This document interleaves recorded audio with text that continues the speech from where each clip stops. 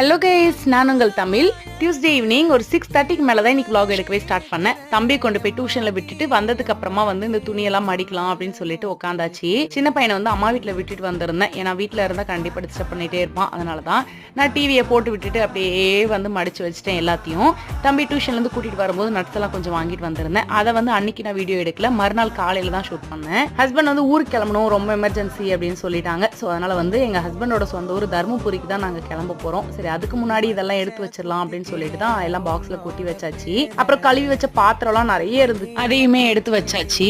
கண்டிப்பா வரத்துக்கு 1 வீக் மேலேயே ஆகும். அதனாலதான் அதுக்குள்ள பாத்திரம் எல்லாம் ஒரு மாதிரி ஆயிடும் அப்படின்னு சொல்லிட்டு தான் எல்லாத்தையுமே அந்தந்த இடத்துல அரேஞ்ச் பண்ணியாச்சு. மீதி எல்லாத்துக்கும் ஃப்ரிட்ஜில் வச்சுட்டு தம்பிங்களுக்கு கொஞ்சம் பாக்ஸ்ல போட்டு எடுத்துக்கிட்டேன்.